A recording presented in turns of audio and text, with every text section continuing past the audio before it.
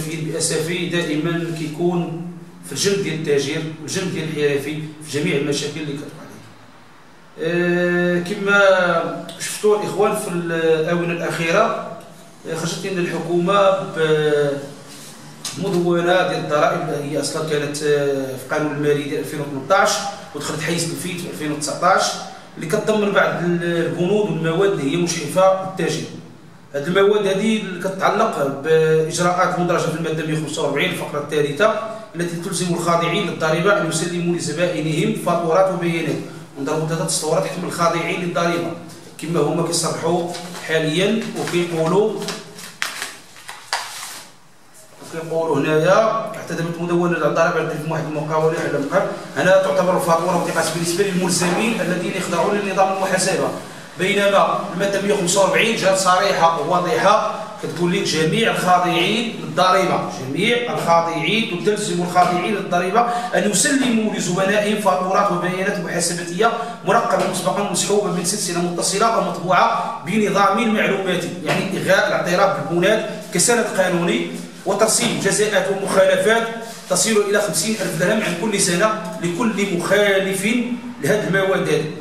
ثاني حاجه كاين الجزاءات ديال المخالفات المتعلقه بحق الاطلاع اللي كتنص عليها الماده 185، وكاين الجزاءات المتعلقه بالمخالفات تقديم وثائق على دعامه الكترونيه اللي كاينه في الماده 191 المكرر، وكاين المخالفات المتعلقه بجزاءات المخالفين بعدم الاحتفاظ بالوثائق المحاسباتيه لمده 10 سنوات وهي اللي نص عليها الماده 211 والماده 290 وهذه الخطيره جدا المتعلقه بالجزاءات الجنائيه لمن يبيعون بدون فاتوره بصفه متكرره. لهذه الاسباب هذه كامله الاتحاد العام للتجار والحرفيين ارتأى انه هو يخوض اضراب على غرار باقي المدن المغربيه الاخرى وباقي الجمعيات اللي مشات في هذا النطاق. ثاني حاجه كاين الماده 181 ديال مدونه الجمارك، الماده 181 ديال مدونه الجمارك كتعطي السلطه الاعوان ديال الجمارك انهم يخرجوا يفتشوا المحلات. ثاني حاجه انهم الاشخاص اللي كتكون عندهم هذيك البضاعات خاضعه للرسوم الضريبيه الاستيراد، الاشخاص كنقولوا هذه البضائع يبدوا يعني خصهم يبينوا الوثائق ديالهم، يشوفوا هذه السلعه منين جات وشكون اللي باعها، وكتعرف بان المغرب كلشي كيتعامل بالبنات ما يمكنش واحد يعطيك شي فاتوره ويعطيك الاصل والاوريجينال ديال ديك السلعه منين جايه ولا فين جات ولا شنو.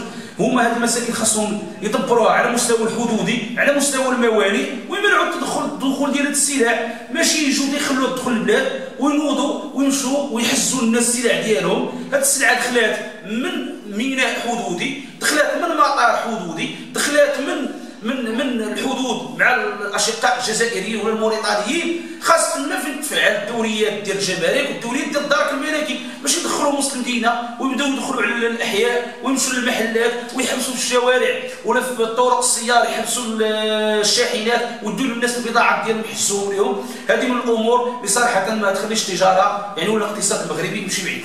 ثاني حاجه الاخ منير خصك تعرف بان التاجر كيلعب واحد الدور اقتصادي اللي هو مهم. التاجر هو الحلقه الاخيره في البيع والشراء بالنسبه للصناعات وبالنسبه لكل شيء. يتصنع في المصنع اذا ما باعوش التاجر الدوره الاقتصاديه ما كتكملش.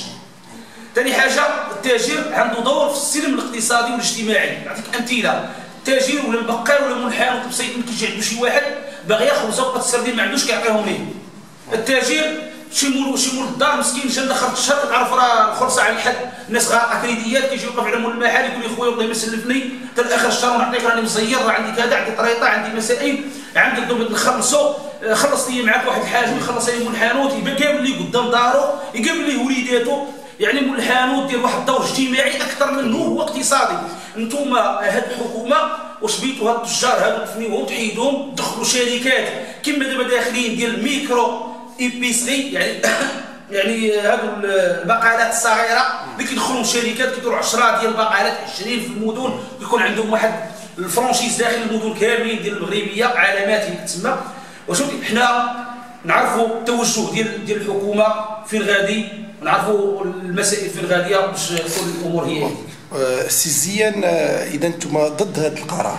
حنا رافضين ورفضا تاما قاطعا. شفنا بان شي نقابات كانوا خرجوا بشي حلول واش نتوما مع هذه الحلول او لا ضد هذه؟ كاين خويا راه النقابات انت ومايا هذا الشيء الاخوان هذه المنظمات الثلاث لا تمثلنا نحن التجار، وهذا شعار الزور راه في وسائل الاعلام فيسبوك كامل هذا الشعار مهزوز بان هذه النقابات التجار ولا ديال اكادير ولا ديال تيزنيت ولا ديال المغرب كامل كيقولوا بان هذه النقابات الثلاث لا تمثلنا. هذه النقابات اللي اعتبرهم السيد رئيس الحكومه بانهم نقابات اكثر تمثيلا، نعرفوا بان هذه النقابات الاكثر تمثيلا خاصهم يكونوا كيأطروا ويكون عندهم الدور التأطيري بعد الاحزاب ولا النقابات، خصهم عندهم دور التأطير.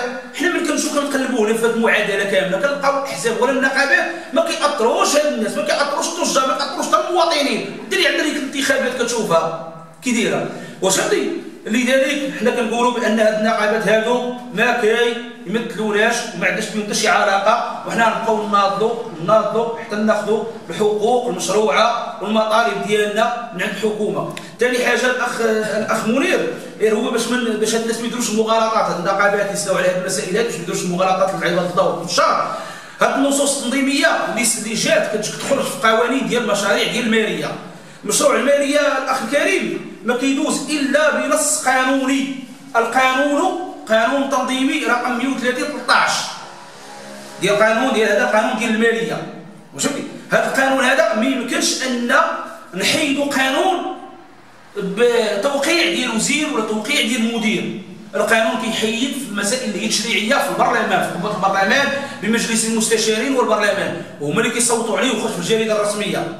ما يمكنش ان يقولوا لنا لا راه هذا القانون حيدنا ولا هذا القانون حيدنا. ثاني حاجه الخطير في الامر هو ان ديما هذه المساله كتوقع في الماده 145 مقرر نظرا عليها تتم الاستنساخ ديالها. ها كنا جبناها من الرباط، ها هو الاستنساخ تاع الماده 145 مقرر تم الاستنساخ ديالها. انا نوريكها هي باش على الراي العام تنور الراي العام يشوفوا بان حنا راه النضال هذا راه ماشي وليد ديال اليوم، راه من 2014. هذا بالنسبه للماده 145 ها هي الماده 145 مقرر تم استنساخها. الماده 145 مقرر تم استنساخها. هذا الشيء حنا راه ماشي يعني المدونه ديال الضرائب، هذه المدونه ديال الضرائب ها هي وهذه المدونه ديال الضرائب هي اللي جات فيها جميع الخاضعين للضريبه وهي اللي فيها كاع دوك البنود. واش لا فيها دوك البنود ديالهم راه كلهم ليمونيها ومايا. هاد البنود هما البنود مجحفه.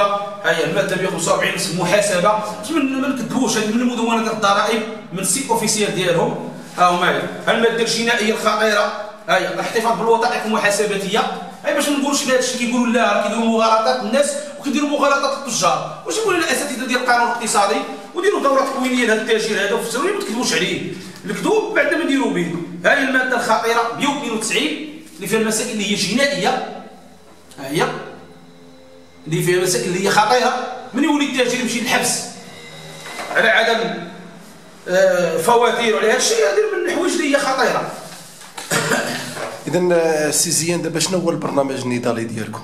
البرنامج النضالي ديالنا حنا مستمر. عندنا غدا ان شاء الله اضراب مدينه اسفي والنواحي ديالها، وعندنا ان شاء الله وقفات احتجاجيه غتكون ان شاء الله في الاسابيع المقبله في حاله اذا ما الحكومه ما صراحه ما دارتش ما حلاتش لقات الحل لهذا المشكل هذا اللي كاين ديال النصوص التنظيميه ودرجتهم على البرلمان وعلى مجلس المستشارين. ومن بعد محدين ان شاء الله حنا وبعض المدن المغربيه الاخرى نهار 30 في الشهر ان شاء الله 30 يناير ان شاء الله يكون اضراب ما يكونش محدود وما يكونش عنده وقت وما عندوش سقف زماني، يكون مفتوح حتى تلبى لنا المطالب ديالنا.